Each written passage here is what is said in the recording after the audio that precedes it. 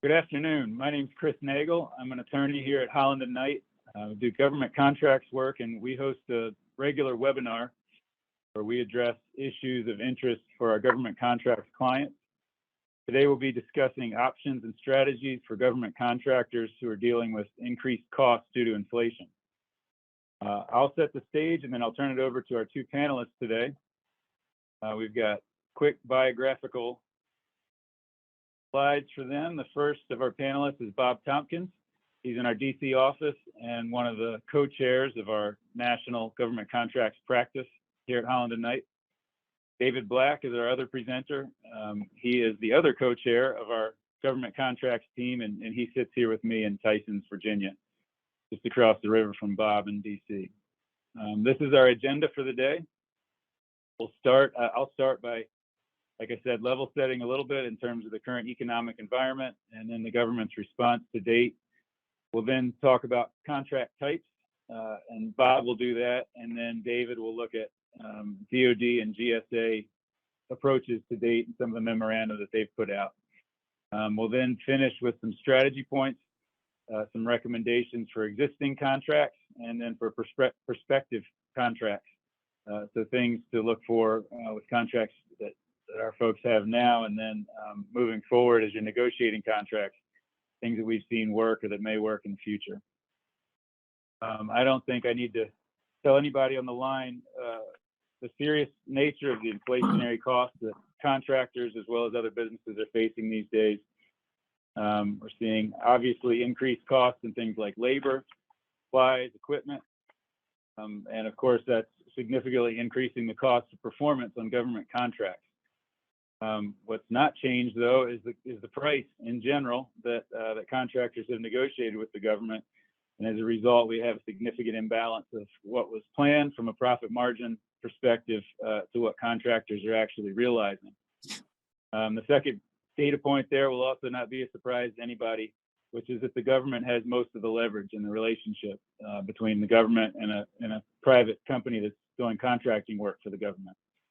So we have a federal government agency that sets the terms and often can't change the terms even if it wants to. But so that's what we're solving for in this next hour. We probably won't have any specific silver bullets, but we think there's some important strategies and legal tips that may be useful for contractors that are running into this issue of inflation that they couldn't have expected several years ago when they negotiated the initial contract, or they're looking forward to negotiating contracts in the future. What are things that we do to address these issues? The government certainly has signaled at least some acknowledgement of this issue, of this problem that contractors are running into. We see it with the GSA publications that have come out, as well as Department of Defense. We've got links here in the slides that you can click on if you haven't seen these yet, and David will be exploring these in more detail shortly. But suffice it to say, the government has at least shown some interest in this area and some willingness to work with contractors. So that's where we want to focus our attention. We'll now start talking about contract types. This is probably the first question to consider in these lines of issues that we're talking about. Kind of the basic government contract that most of us see is some sort of fixed price contract, but there's several variations on that. And in addition to different types, the cost type contracts, these can be some of the most important issues in determining whether or not there's any relief available for inflation issues, and if so, what. So with that, I'm going to turn it over to Bob Tompkins to talk us through the contract types, what contractors should be looking for, and what sorts of things may be important from that perspective in terms of alleviating the inflationary cost issues that we're dealing with. Bob? Chris, thank you very much. And Cam, if we could actually back up to slide 7, I want to highlight a couple of important high-level points there for purposes of our discussion. Generally speaking, as the slide points out, you've got two predominant contract types under the Federal Acquisition Regulation: cost reimbursement contracts and fixed price contracts. And one important way to think about contracts is they are a means for allocating risk. In addition to specifying who's responsible for performance and doing what, they have an element of risk allocation to them. And so fixed price contracts, which are what most small businesses tend to have for reasons I'll come back to more than once in this presentation, they provide for a price that is not subject to any adjustment. This is straight out of the FAR, based on the actual cost experience that the contractor encounters in performing the contract. And so this places a great deal of risk, really maximizes the risk for the contractor, and puts responsibility on the contractor for being able to absorb all those costs. Now, if the costs were to go down, the contractor receives the benefit of the additional profit they might make, but nonetheless, the risk and the potential reward are there. And of course, we're not seeing any reward from decreased costs these days due to the inflationary environment. So part of the thinking behind the fixed price contracts is that it does provide an incentive for contractors to control costs and to perform effectively and efficiently. But as we are all experiencing in this particular day and age, there are things that are beyond the control of the contractor that can sometimes contribute to their cost experience. But this is part of the risk that a fixed price contract typically assigns to the contractor. And as you know, you're generally required to complete the work at the specified price, and failing to do so can result in severe negative consequences, including termination for default, which can be a real death knell for future work. So I wanted to just frame those risk allocation issues. Cam, thanks for taking us back to that slide. And now we'll move on to slide 9. And in the next few slides, I'm just going to describe at a high level some of the basic elements of the two principal types of contracts. And then I'm going to drill down on a type of fixed price contract, those with economic price adjustment provisions, because that's where there is most likely to be some relief found in the fixed price environment. So cost reimbursement contracts are discussed in FAR subpart 16.3, and they allow for payment based on the allowable costs incurred consistent with the contract's terms. And so typically they would establish some estimate of total costs for purposes of obligating funds and establish a ceiling that can only be exceeded with the contracting officer's approval.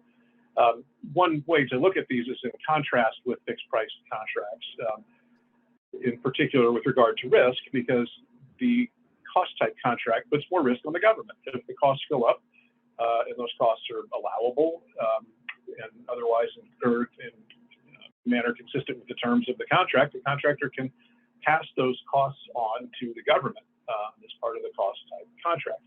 So, there are also important cost principles that frame what the government will and won't pay for, but the bottom line is that the government does assume a much more substantial portion of the risk associated with increased costs and performance, including those caused by inflation.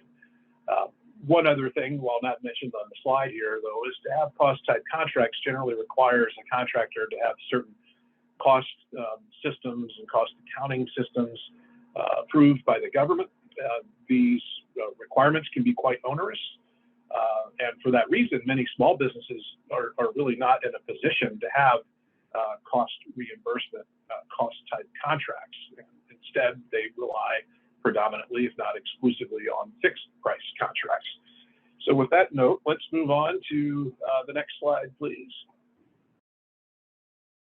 And so I talked on slide 7, we discussed the sort of the general fixed price contract components. And within FAR subpart 16.2, there are provisions for contracts, fixed price contracts with economic price adjustment provisions. And so let's spend a little time talking about these here. In terms of what we've got here on this slide, there are generally 3 different types of EPA clauses, I'll call them, and they're discussed here below, and I think we've got citations to the specific FAR clauses in the next slide or 2, but they fall into 3 different categories. These are going to be 1, contract adjustments that are based on established prices. So these would be price adjustments that are based on increases or decreases from an agreed upon level, such as those that are published in or otherwise established in the contract. The second type would be adjustments based on actual costs of labor or material. Again, these would be based on increases or decreases in specified costs of labor or materials that the contractor may actually experience. And then the third type EPA clause is the last one listed here, which calls for price adjustments based on increases or decreases in labor or material cost standards or indexes that are specifically identified in the contract.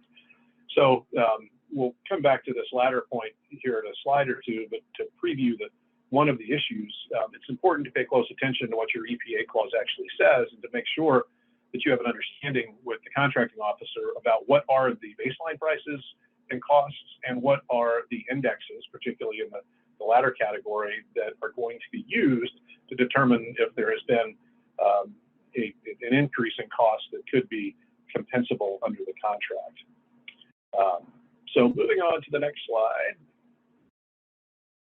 So when can these be used? Generally, the FAR says that these EPA clauses should only be used or may be used when there is, quote, serious doubt concerning the stability of market or labor conditions that will exist during an extended period of contract performance. So back in the good old days, before we entered this inflationary environment, we had a long period of relatively stable prices, low inflation, predictability in most general labor markets. And so it would not be uncommon for you to find that your fixed price contracts do not contain any of these economic price adjustment clauses. So that has all changed now. And as we talk later in the presentation about things you could or should be doing in the negotiation and formation of new contracts, pushing for these economic price adjustment clauses, or one of them anyway, is likely a very good idea. So that predicate, which is not a mandatory predicate, by the way, it says that the clause may be used when you're in this environment. So something you'll need to work with the government on, potentially negotiate or bring their attention to, is important, because we are now in a situation where there is a lack of stability in the market, and labor conditions are included in the unstable environment. There's also a provision where there are contingencies that would otherwise be included in the contract price that can be identified and covered separately in the contract. We'll come back to that as we work through some of the mechanics of how these clauses work. So adjustments are generally going to be tied to, when dealing with established prices, industry-wide contingencies. They're not necessarily going to say, what was your quote from your specific vendor and what is the quote you're getting now? You generally got to point to a market condition that is causing the change to support the price adjustment that you might seek in your contract. And then with respect to labor and material costs, the FAR cautions that these should generally be limited to situations that are beyond the control of the contractor. And so, again, being able to point to broader macro issues that are causing the impact, the cost impact, is an important component of taking advantage of what these clauses provide. And then down below, we've got the actual clauses prescribed by FAR subpart 16.2 that correspond back to what we discussed on the previous page.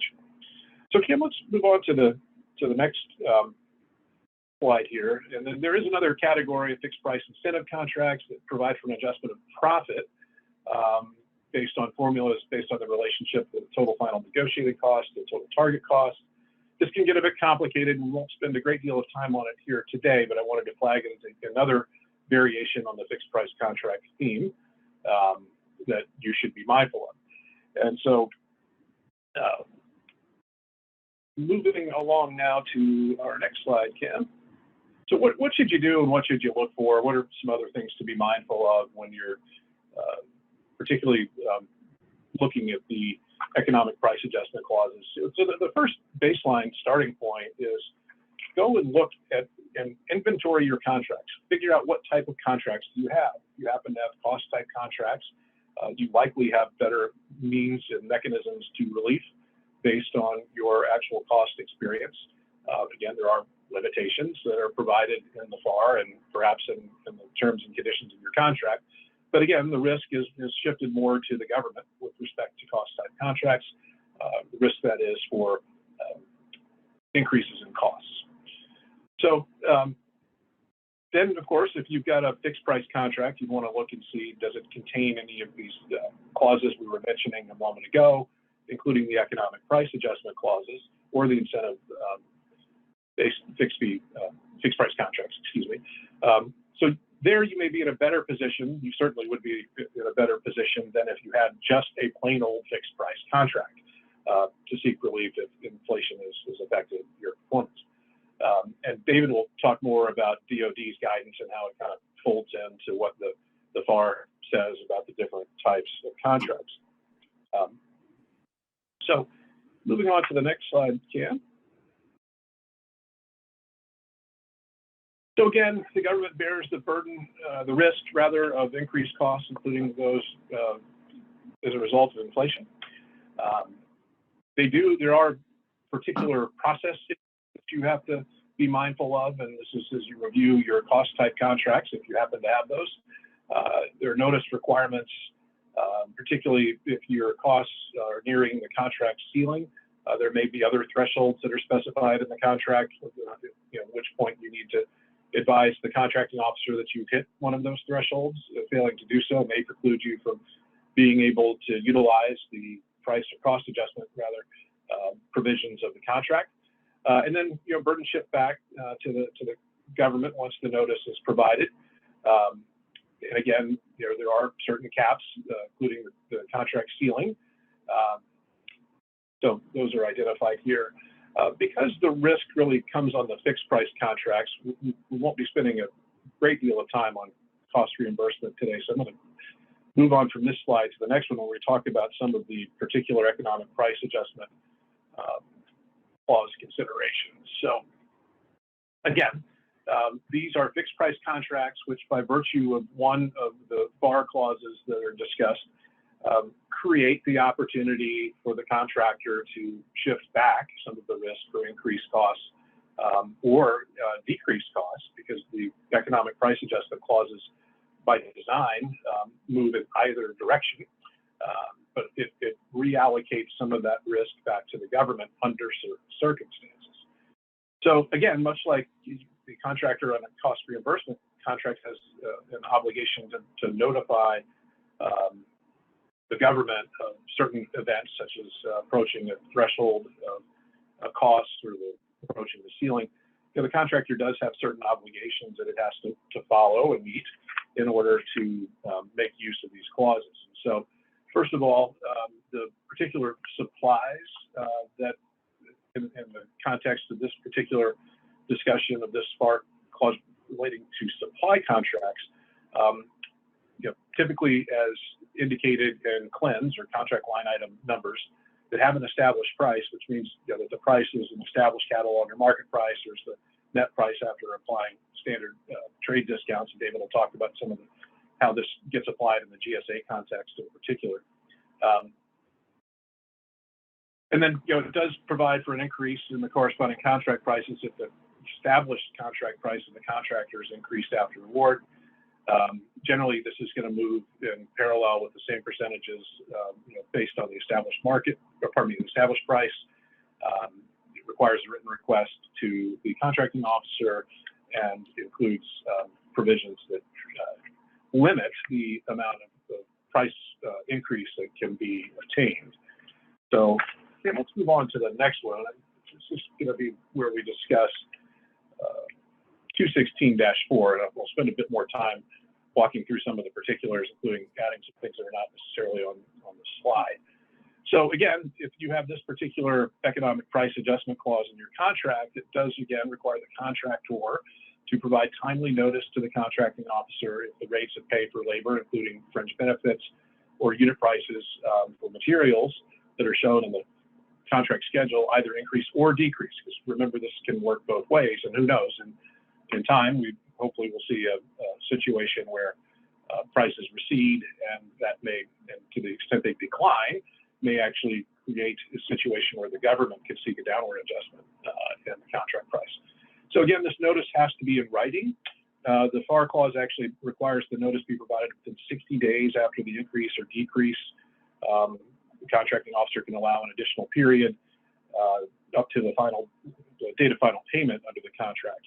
And the contracting officer can specify the form of the information that's required to be presented, including the explanations required for the cause of the change, the data that supports that, the effective date from the amount of the increase or decrease in the corresponding adjustment in the contract price. So there are some limitations, though, and among those limitations, generally is not going to be an adjustment for the supplies or services for which the production cost is not affected by the changes. So you have to be able to demonstrate the market conditions are having an effect on your cost experience. Generally, it will not apply to changes in rates or unit prices unless those prices correspond to the contract schedule. So things that might be affecting your G&A, for example, you may be out of luck there because the rate may be just folded in to the various contract line items. And then, of course, if there's a change in the quantities that are called for or to be provided, that's different than a change in the cost. It may have a corresponding change in cost if you either get volume discounts or for some reason it costs you more to acquire more of something. But changes in quantity are really not covered by the adjustment, or not to be covered by the adjustments here. So typically what the clause says, absent some agreement from the contracting officer, is you generally can't get the upward adjustment prior to the effective date of the adjustment. So negotiating what is the effective date is an important component should you utilize the provisions of this FAR clause. And then there are limits on how much of an adjustment can be made. The general limit set forth in the FAR clause is that if the cost change for materials, say, or for labor, will not result in a net change of at least 3% of the current total, the then current total contract price, then you can't get it. So you can't get sort of penny ante changes. It's got to be substantial, and the threshold that the FAR establishes is 3% of the total contract price. So a significant experience on one line item may not be enough to afford you relief under this clause if it's not having an overall total impact on the contract of at least 3%. But there's a cap, and so the FAR then specifies that the total adjustment in the aggregate of increases in the contract price shall not exceed 10% of the original unit price for the corresponding units. As you from your experience with the government know, it often behaves in a less than equal fashion, and you will not be surprised to know that there is not a corresponding cap or floor on the decreases that the government can call for. For better or for worse, we don't seem to be seeing a lot of situations where decreases might be in order, but should we get back into that stage, know that there is no such 10% cap on the floor, or no floor such as a 10%. And then it's mentioned in the clause, not mentioned here, is the contracting officer does have the right to come in and audit and review the data, the contractor's files. And so you need to make sure that utilizing the economic price adjustment clause, you have a well-established basis for the proposal that you submit and are prepared that the government, whether the contracting officer or potentially an auditor, might come and review those actual components of your file. So Cam, I think we can now move on here to the next slide. All right, hey Bob, we've got, looks like the next slide is going to be some strategy points, which will be really interesting. But before that, we've got a couple of nuts and bolts questions that might fit right here. The first one is, somebody said, I've seen EPA minimized to only 2 per year. I think she probably means 2 adjustments per year. Is that allowed for in the FAR? And then we have kind of a contract type question. So I'll throw that one to you when you finish up with the first one. Very good. So in terms of the limits on the number of times you can use an EPA clause, I'm going to let David speak to that in more detail because it's an important component of what GSA did in its guidance earlier this year. And so, it's important to read the particular FAR and agency FAR supplement clauses because GSA, for example, allowed for a more numerous instances of exercising the EPA clause. So I think David, that's going to be within the context of your section, which we're coming right up on. And then I don't have visibility to the Q&A, at least the way I've got my,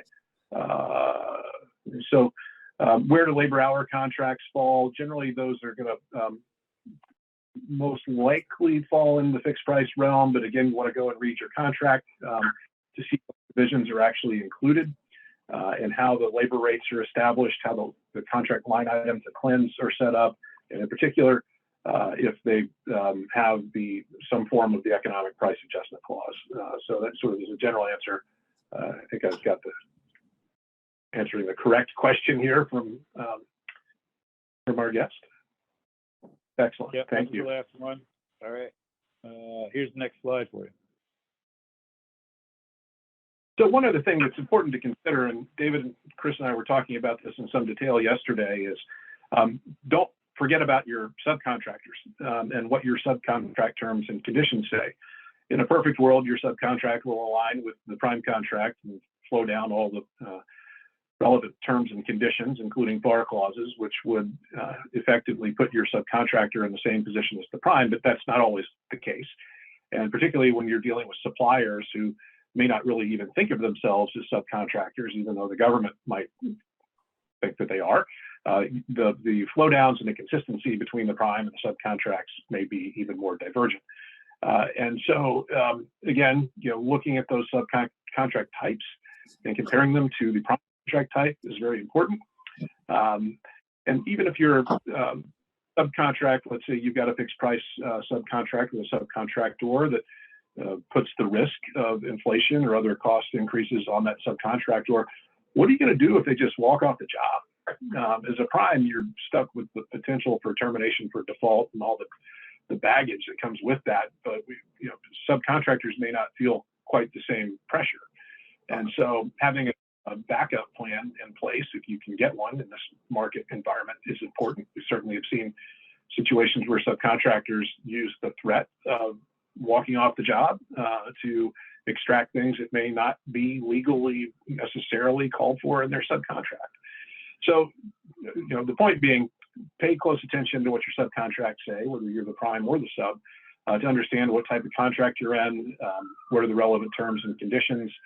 If the contract type is silent, but it contains slowdowns from the prime contract and you're the subcontractor, you may need to go and ask for access to the prime contract so you can understand what might be flowed down to you, and you would need the prime contractor to, in essence, sponsor your request for a price adjustment, because it has to be, if you're going to recover from the government, it has to be carried out through modification to the contract, the prime contract. So, and then keeping a close eye on your subs and their ability to perform. Some might be using the threat of walking off the job. For others, it may simply be the reality that they cannot continue to perform under the current market conditions. And so, it's a practical matter, keeping close tabs on how your subs are doing and keeping them in mind as you might explore the different avenues of relief. And some of those are things that Dave will talk about here in a moment. And then lastly, you should do this not just with respect to subs, but from your own perspective.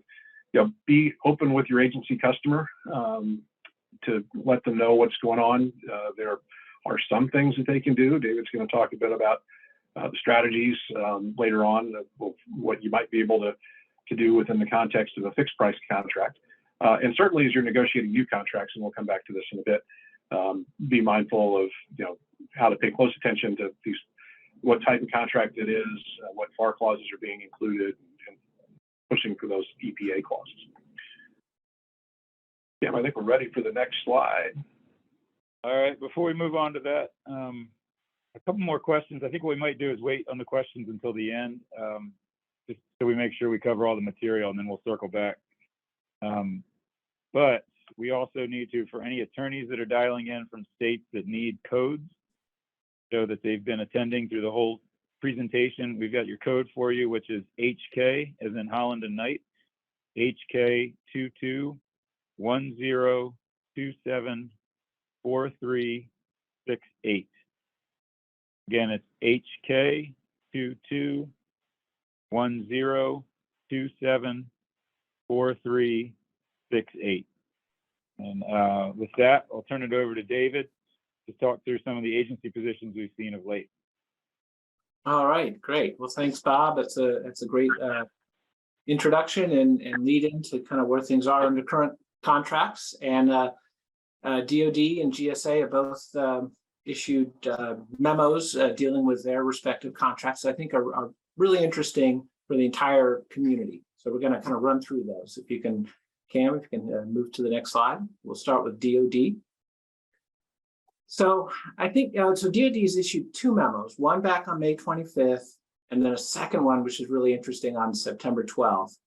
And, you see them wrestling with this. They realize what affects contractors affects DoD, both the mechanics of contract administration, but just getting programs performed. And so, I think when you look at these memos, what you see is DoD recognizes there is this sort of pipeline of existing contracts that were priced before inflation started becoming a problem. In 2021 is when most people think it started ramping up. So you have this inventory of contracts that has somewhere between 3 and 4 years left, because we're a year into the problem, if they were the typical 5-year contract, and everyone has to kind of get through that. And then DoD, as you'll see, recognizes that they can address inflation in the new contracts that are going to replace the existing ones. So you've got this 3 or 4 year period where there's a lot of pain under, especially the fixed price contracts that didn't have an EPA clause. And then there are tools that DoD has to try to address inflation in the contracts that will be replacing these gradually as we move through 2022, 23, 24. So in the May memo, so I think everyone had hoped maybe there would be some flexibility on negotiating price, but DoD for firm fixed price contracts really slammed the door on that, very loud and clear. The memo kind of went through the different contract types, just as Bob has done. And so, clearly on cost reimbursement, DoD is going to pay what the reasonable cost is today. Time and materials, well, the time part of that is a firm fixed price labor rate, but the materials is what's a reasonable cost incurred today. And then there's the existing firm fixed price contracts, and the DoD guidance is that contractors must bear the risk of cost increases, including those due to inflation. It says that there's no authority in the absence to provide any contractual relief for unanticipated inflation under a firm fixed price contracts. And it really directed contracting officers not to use the request for equitable adjustment process by itself to deal with inflation. There's a quote in there: since cost impacts due to unanticipated inflation are not a result of a contracting officer directed change, contracting officers should not agree to contractor REAs submitted in response to changed economic conditions. So, but the memo was forward-looking as well. And so it said, when you're replacing these contracts, when you're drafting RFPs, that EPA clauses are a good tool, and it's a tool that actually benefits the government. So the memo says, during this period of unusually high inflation, an EPA clause may be an appropriate tool because it may enable a contractor to accept a fixed price contract, and this is the key policy behind this, without having to develop pricing based on worst case projections to cover the cost risk attributable to unstable market conditions, because the EPA clause has a built-in mechanism to mitigate this risk. So DoD is like, you know what, you need to hold the line on pricing existing contracts, but looking ahead, we don't want contractors baking in 10% inflation into their prices.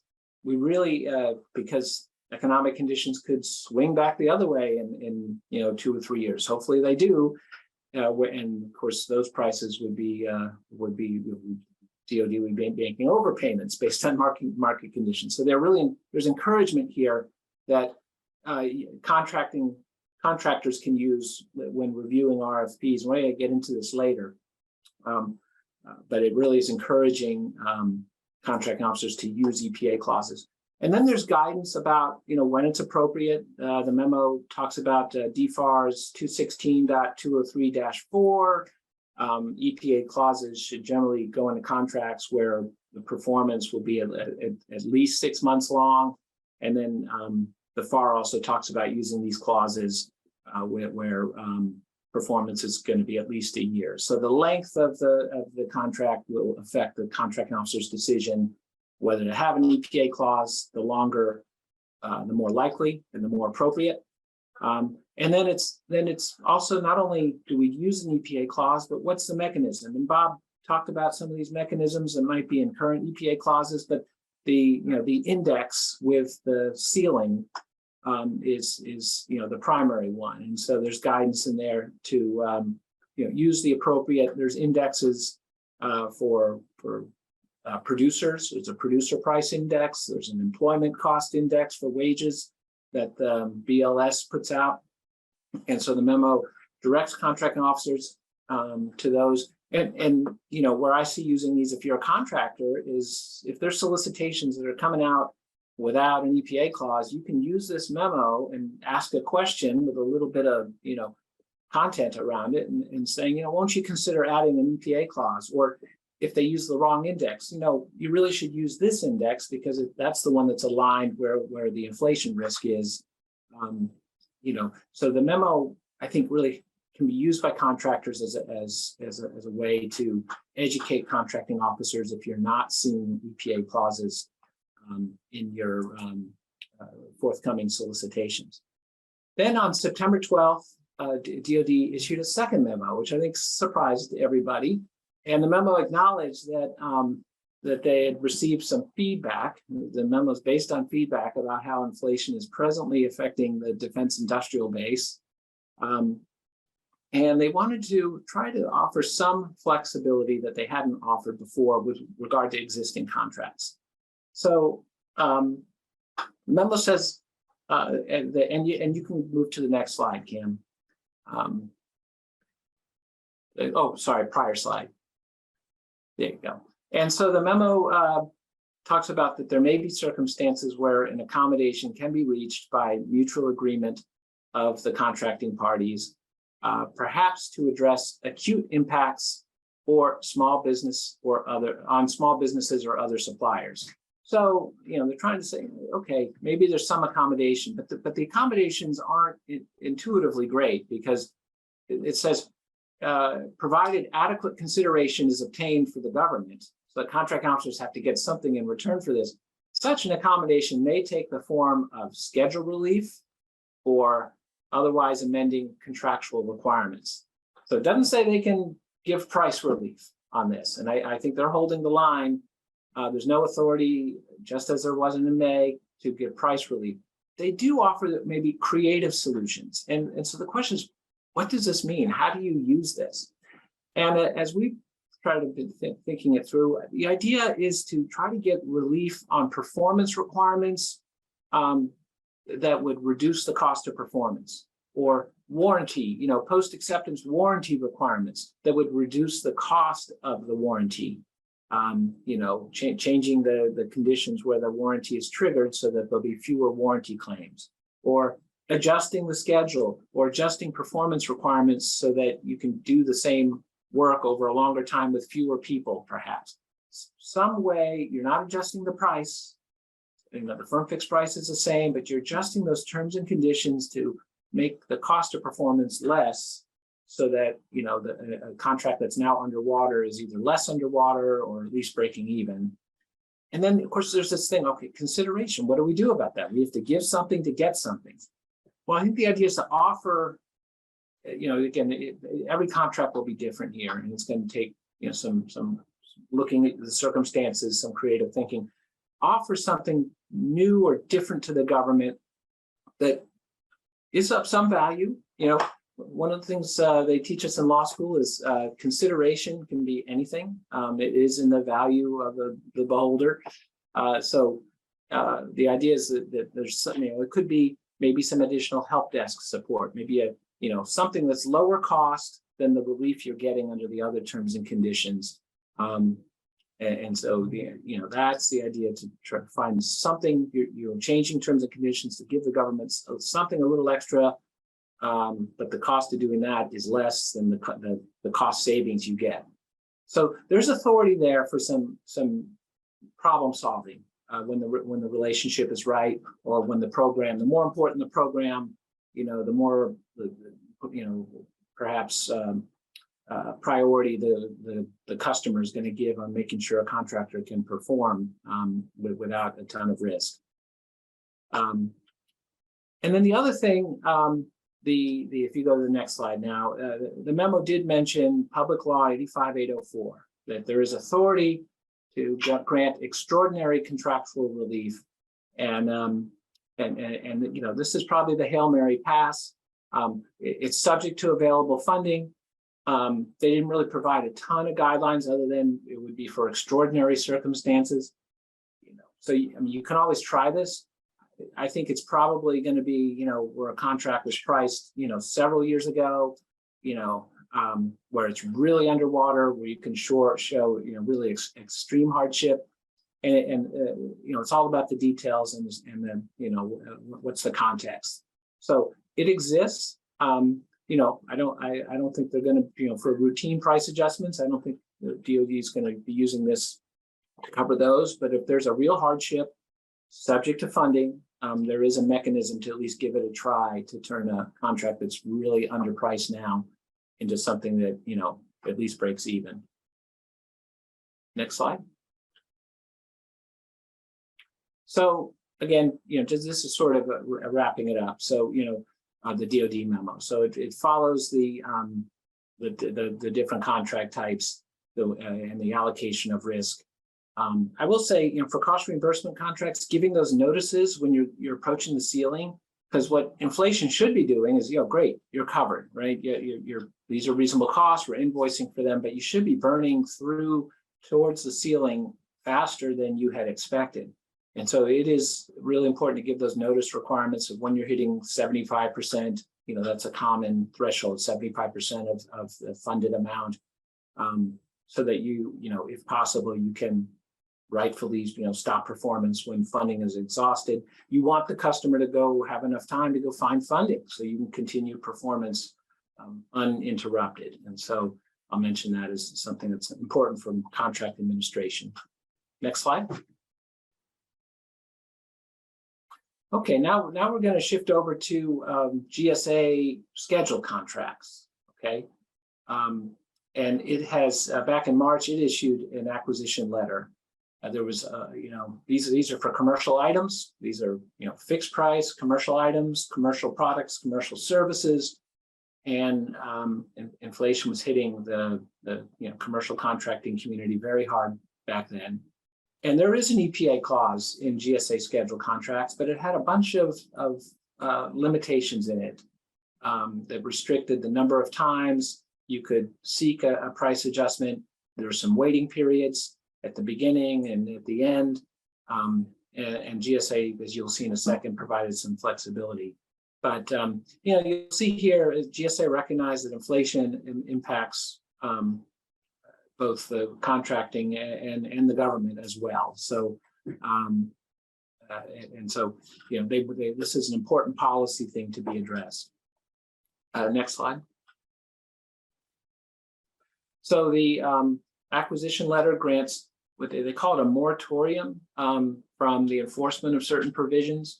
Basically, it's a more flexible authority to grant price adjustments. It's in effect now until March 31st, 2023. And it applies only to GSA schedule contracts. It's discretionary for VA. I have not heard that VA is following this yet, but they have the authority to do so if they would like.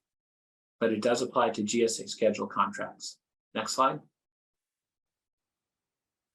And so the idea is under the standard clause, which you can see right there on the slide, GSAR 552.216-70, it basically says a contractor can come to the contracting officer as many times as it needs.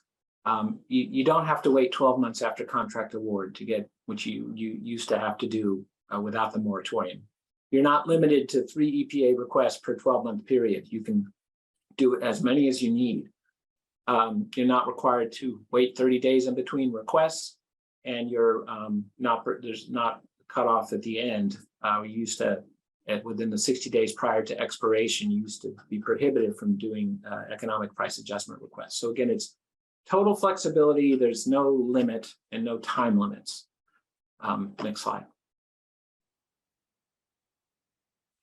And then another really important flexibility is the contract officers used to have no authority to exceed the ceiling that is established in the contract. And it's usually 10% ceiling.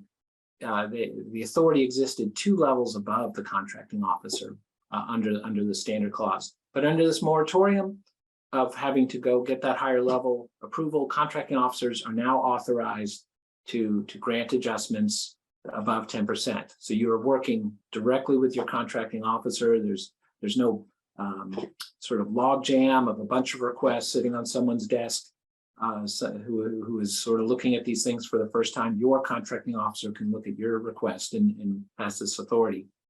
Another authority, there's another way to solve the problem of inflation is rather than trying to adjust the prices of existing items is to just delete them and then add them back at higher prices.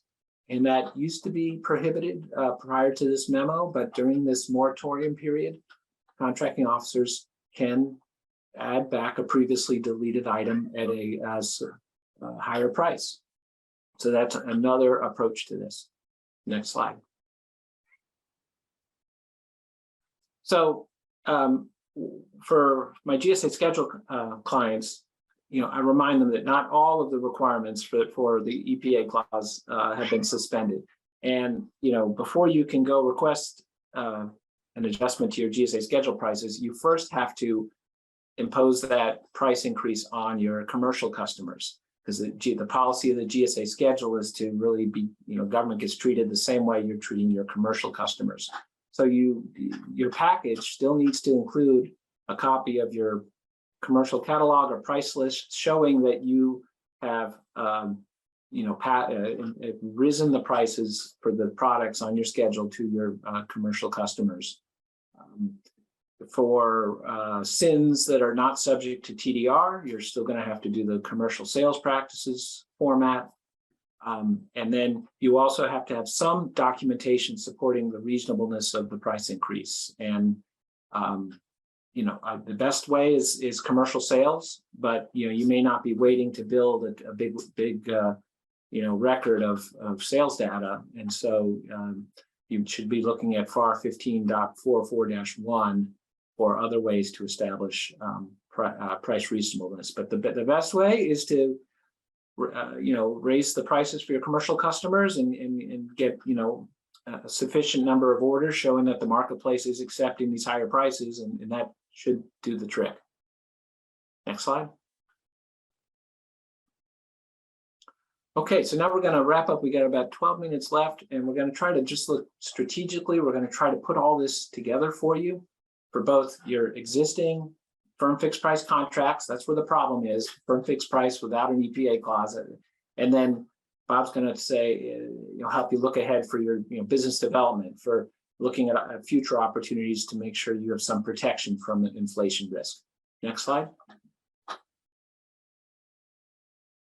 So in terms of, we've talked about how the DoD memo really kind of lays out the good summary of the law, whether it's DoD or civilian agency. So, as a general proposition, it's contracting officers don't really have authority to just, renegotiate the prices in your existing contracts. But, one of the things that happens is there are government-caused changes, government-directed changes, government-caused delays, government-caused disruptions, that fundamentally just change the scope of work. And under the changes clause, when the government has changed your contract, you're entitled to an equitable adjustment that reflects the increased costs of performance. And that basically the government takes its contractor as it finds it. And if it imposes a contract change in a period of inflation, the government bears the risk that those increased costs of performance happen to have some inflation tacked onto it. And so, one strategy is to look, carefully administer your contracts and identify any government-caused delays or changes and try to treat those under the REA clauses. Another strategy is to, again, it depends on the program and the importance of it, but whereas the government can't renegotiate your prices, it doesn't have to exercise options. Most government contracts, it's common, they're structured with a base period and 4 one-year options. Those option periods will be coming up in the next 12 months. And if a contract is particularly uneconomical, such that it is stressing performance. It is creating performance risk. It may not be in the government's best interest, and this could be a pitch you make if you're really underwater, that you shouldn't exercise this option. It's you've got us on price. It's a very low price in the current environment, but that doesn't mean it's in the government's best interest. And what you should really be doing is re-procuring, because especially with more important programs where the government's mission doesn't need to be put at risk at a contractor that did not expect to be underwater and is. So that's another option, is to talk with your contracting officer about shortening these contracts and replacing them with contracts that are really set up to deal with inflation in a more equitable way, in a way that's going to make sure the contractor can perform well. Next slide. All right, Bob. All right. Thank you, David. Let's talk about contracts that you've yet to enter, and what are some of the strategic considerations you might consider to address this issue. Keeping in mind the different types of contract types that we've talked about. One obvious question is, are you in a competitive acquisition or a sole source environment? If it's competitive, you're likely stuck with the RFP that the government has put out, although you do have the opportunity to seek changes to the RFP Q&A process or otherwise. Sole source, you may have more flexibility in talking with the agency and negotiating the contract type. So again, because of the uncertain economic times, you do have sufficient fodder to satisfy the FAR conditions related to the application of the adjustment clauses. So, gathering data to support that, though, could be important. Certainly pointing to the DoD or GSA guidance that David is just discussing is a good starting place. But given you may also want to take a look at the particular situation that you're in, the industry that you're in, the type of contract in terms of the service or material that you intend to provide, and see if you can identify any macro data from your industry that would suggest that this, there is a discernible amount of uncertainty in the market. And this gets to one of the questions. I'll try to tackle this in connection with this particular thought. There's a question of, well, what indices are considered valid to support an economic price adjustment? The FAR really contemplates that the indice will be identified in the contract. The reality is that the FAR clause is often just dumped in there because somebody clicked a box on a form and it populated the clause. But we've seen quite a few where the EPA clause does not say what the index is. Ideally, well, to live up to the letter of the FAR, this is something the parties would agree to in advance, recognizing in reality that you often don't. There are a number of different options, and David touched on a number of the important ones there. Consumer Price Index, which generally would apply to goods and services. There are a host of different Bureau of Labor Statistics provisions out there, or surveys, if you will, that might be useful. So, some of those things are suggested in the guidance. There are others that may be available. I have a personal preference for using the government's own indices, because it's hard for the government, should be logically, for them to argue and quibble about the accuracy of those government supplied indexes, but they might still. So, again, specifying in the contract, what are going to be the indices? How are we going to baseline this? If we have a situation that arises, what are we agreeing to, that we will look to? So you're not having to fight about that with the contracting officer later on. It's one of the things you should be considering. Certainly, inclusion of the EPA clauses and firm fixed price solicitations would be an important thing to request, whether you're in a competitive or sole source environment. And then moving on to the next slide, Cam.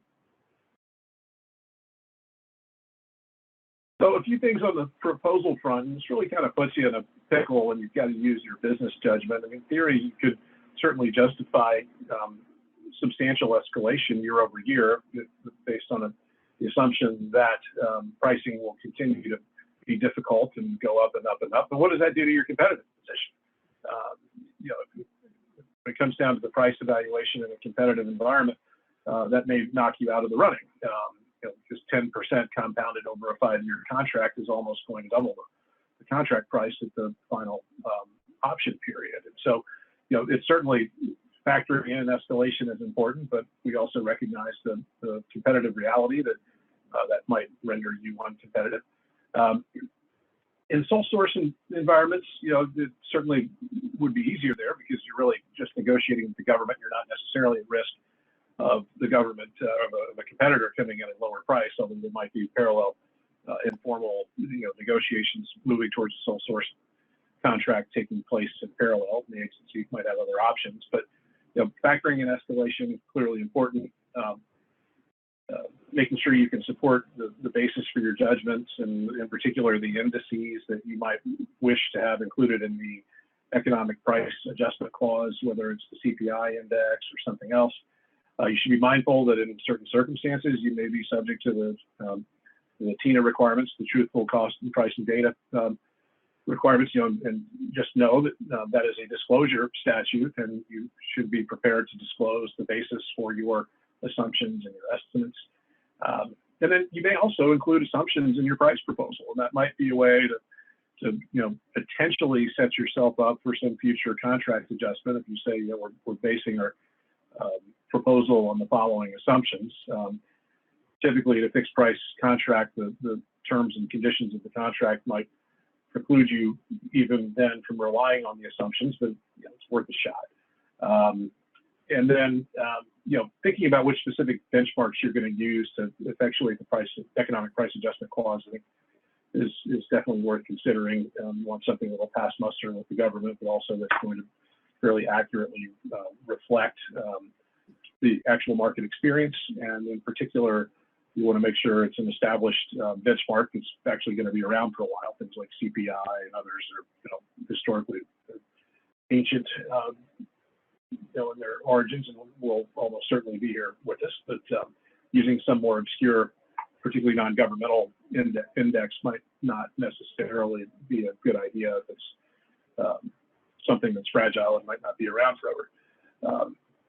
And then this overall consideration of what you should do, and back to the contract type question, we've had a couple of questions about where do the time and material labor hour contracts fit in this. Those are technically not fixed price contracts. The FAR addresses them in subpart 16.6. Fixed price contracts, as we were talking about before, fall into subpart 16.2. And in fact, the prefatory language in 16.6 flat out says that time and material contracts are not fixed price contracts. That said, they are based on fixed hourly rates. So they're in a more general sense, they're fixed price in nature, even though they're not fixed price contracts. So nitty little distinction. And I know we had a couple of questions on that particular point.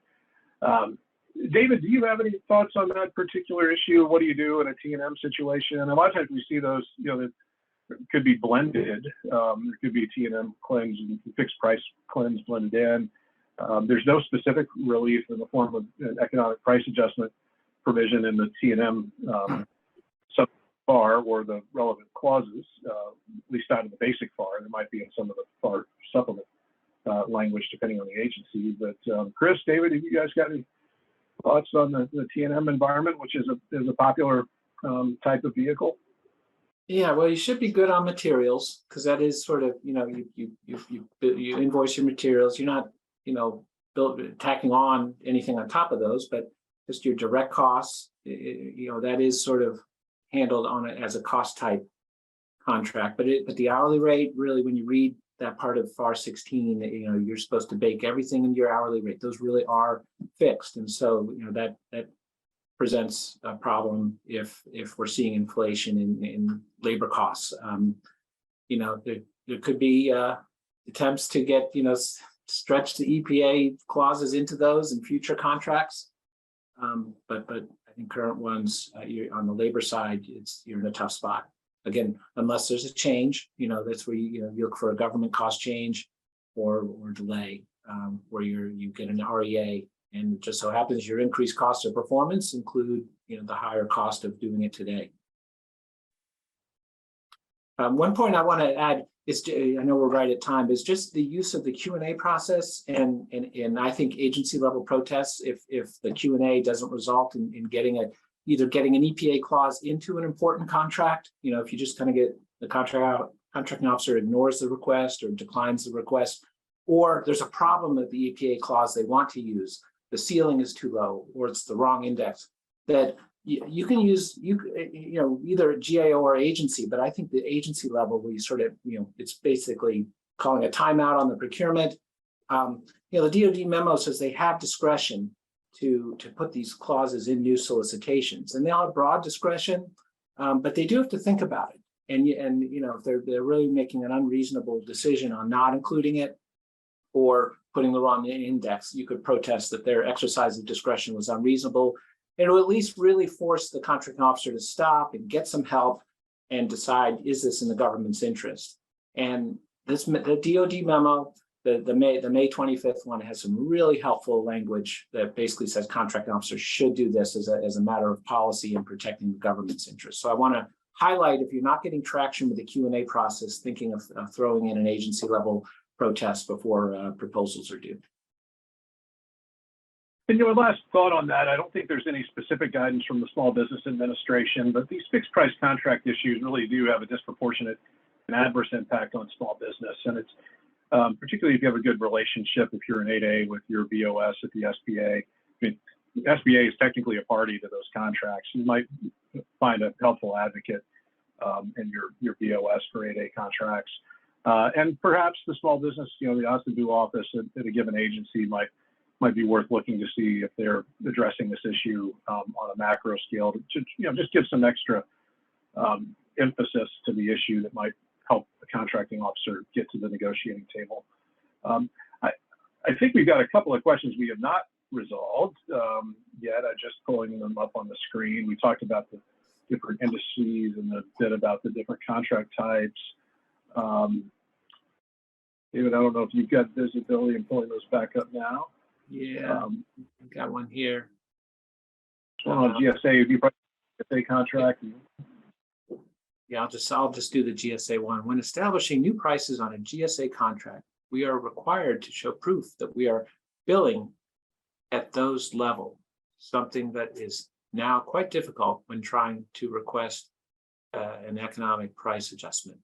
So I think this relates to what I was saying is you have to show GSA that you've imposed this price increase on your commercial customers first. And it's as simple as just, revising your rate sheet, revising your price list, revising your catalog. You can try to get it without any of the commercial sales having happened yet. It's could be a little more of an uphill battle, but it's permissible. You show we've raised it to our commercial prices. So government, we're treating you the same way. Here's our price list. And now you still have to establish price reasonableness. It would be easier if you had some orders and invoices from customers paying those higher rates or higher prices. But otherwise, you look to FAR 15.4 and you could show how the methodology used to build up those commercial prices, is attributable to, actual increases in costs, something like that. But yeah, so it is possible. You just got to impose the price increase on your commercial base first. Well, I think there are a few other questions there, but in the interest of time, we may be able to respond to those offline or online, I suppose, but outside the context of the webinar. But Chris, Cam, thank you so much. David, thank you. Thank you, Bob. Thanks all who participated. And please don't hesitate to contact us with any further questions.